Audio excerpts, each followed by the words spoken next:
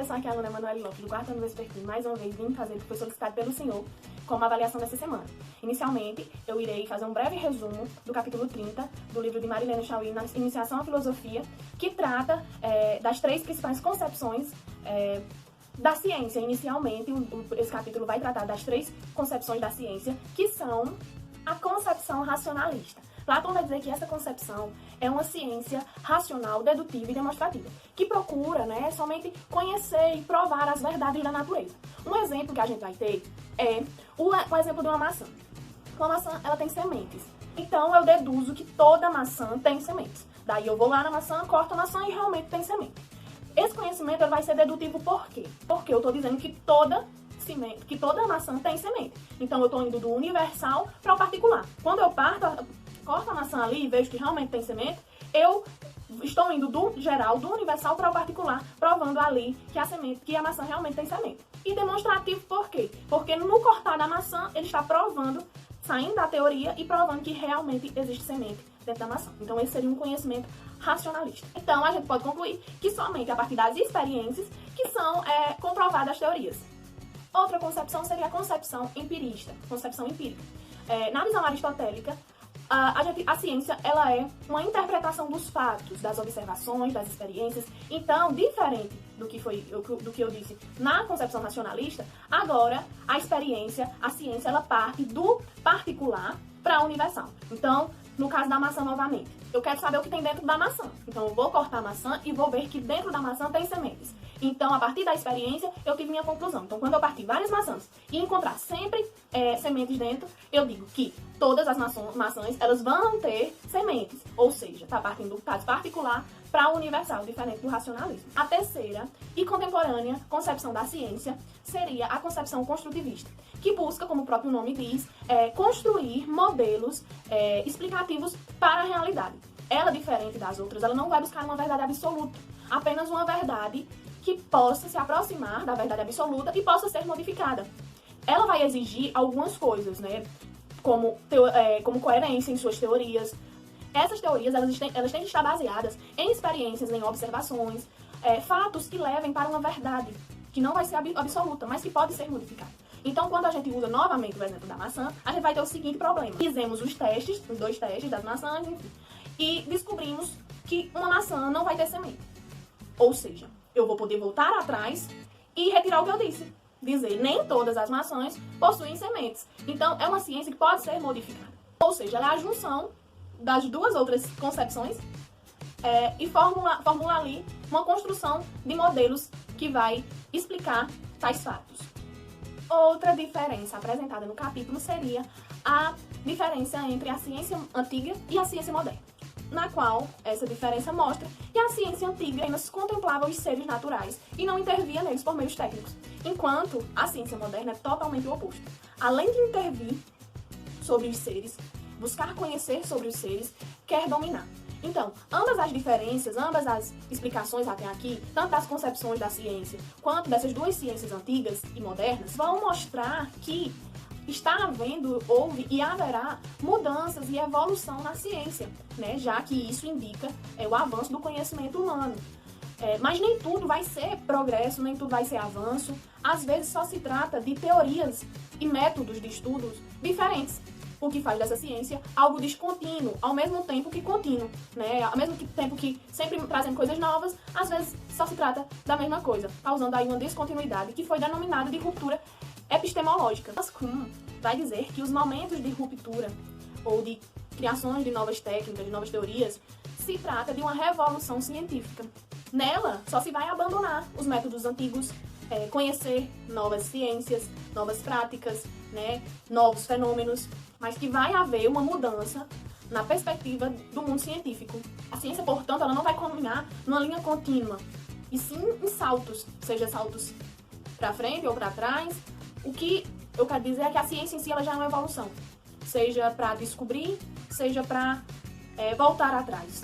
Agora a gente vai ver a classificação das ciências, que são as diferentes maneiras de realização do ideal de cientificidade, segundo os diferentes métodos e fatos investigados, as diferentes formas como se estuda e analisa algo. Então, foram formuladas classificações. Aristóteles formulou critérios para classificação dos saberes científicos, que, no decorrer do tempo, foram se ajustando e tendo a seguinte classificação: ciências matemáticas, que engloba álgebra, física, astronomia pura, enfim, vários aspectos que a gente já conhece. Outra ciência seria as ciências naturais, que engloba o quê? Física, química, biologia, astrologia, geografia física e etc. Outra classificação das ciências seria a ciência humana ou social, que estuda sociologia, psicologia, geografia humana, economia e diversas outras áreas. E a ciência aplicada seriam medicina, engenharia, direito, todas as ciências que conduzem à invenção de tecnologias para intervir na natureza.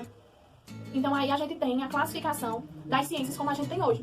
Cada ciência ela vai se ramificar. A biologia ela se ramifica em ecologia e tal. Então vai sempre haver estudos mais específicos e detalhados de cada ciência. Então, agora eu vou partir para uma breve associação, principalmente das três concepções, né, da ciência, com o filme O Nome da Rosa, que vai apresentar duas histórias, ao mesmo tempo que paralelas, super ligadas, onde uma é o motivo pelo qual o protagonista William de Baskerville, um monge franciscano, e seu ajudante noviço, Addison Melk, estarem indo para uma abadia italiana para falarem sobre a ordem franciscana, as heresias e afins que estavam surgindo ali naquela época, para aquele contexto religioso. A convite do Papa ou alguém assim, eles estão indo. Então esse motivo ali, aquele caos ali, vai gerar uma conferência entre eles. E o outro lado da história, o mais empolgante, seria a série de assassinatos que estavam acontecendo e que esses dois protagonistas serão também acionados para investigar essa série de assassinatos que estavam acontecendo com aqueles clérigos. E é nesse lado da história que eu vou focar. Nesse lado ele vai mostrar como Baskerville ele era uma espécie de Sherlock Holmes e ele ali, né, como Sherlock Holmes na sua série, ele investiga, é um ser super inteligente e dotado de racionalidade, une fatos, né, super estudioso, que acredita na ciência, na filosofia, tem como admirador Francis Bacon, mesmo sendo uma pessoa cristã, ele chega até a momentos de duvidar da sua fé e tudo mais. E ele e o seu aprendiz, diferente dos clérigos, vão investigar isso numa perspectiva mais racional. Enquanto os clérigos acreditavam que aquela série de assassinatos seria uma ação demoníaca, o apocalipse, tudo mais, Will e Addison, eles investigavam por uma perspectiva investigativa, racional, dedutiva, e isso nos remete à concepção racionalista. Eles dizem não é bem assim, não é o apocalipse, não é uma ação demoníaca, tem uma explicação. E vai lá em parte desse universo e vão se focar nos casos, nas experiências e em tudo que eles vão investigar durante todo o enredo do filme. E eles buscam a verdade, o saber, né, o conhecer das coisas, diferente dos demais clérigos que só acreditam nessas ações espirituais do mundo. O filme vai retratar também sobre a era platônica e aristotélica, na qual vai trabalhar com a razão, com a fé platônica, ao mesmo tempo. A razão ali de Will e essa fé platônica dos clérigos. E são estudos como esses de Aristóteles, Platão, que os mosteiros não queriam propagar um conhecimento extra-bíblico. Onde, para que as pessoas não conhecessem, para que ninguém tivesse acesso a essas informações, os livros eram amontoados em uma biblioteca que as pessoas não podiam ter acesso. E lá, naquela biblioteca, continham livros com conhecimento. Mas só que os mosteiros não queriam propagar aquele conhecimento, queriam apenas reservar, né, preservar, que é graças aos mosteiros que a gente tem. Se sabe muita coisa hoje por essa conservação. Mas lá no momento, eles não queriam propagar isso. E quando as pessoas tinham acesso a essas informações, elas morriam, né? E era esse o real segredo. As pessoas estavam morrendo envenenadas. As pessoas, por curiosidade, invadiam a biblioteca, liam os livros e ao folhearem os livros e ter contato, elas acabavam se envenenando porque aquelas páginas continham veneno. Então ali, conhecer era morrer, porque os mosteiros, a ordem, os clérigos lá, os mais importantes, não queriam que ninguém soubessem daquilo, que as pessoas soubessem de tais conhecimentos. conhecimentos externos, conhecimentos que não estavam ali dentro da Bíblia. Então eles viviam somente o que a Bíblia dizia. Então estava havendo realmente essas heresias de como se comportar, de não rir, né? De não rir, de se comportar bem. E tem vários contextos ali dentro, professora Anderson. É essa a minha análise sobre o filme. Foi muito bom vê-lo, assisti-lo, mesmo que seja 2 horas. Foram 2 horas muito reflexivas. E espero que tenham te agradado. E é isso. Muito obrigada pela atenção e tchau, tchau.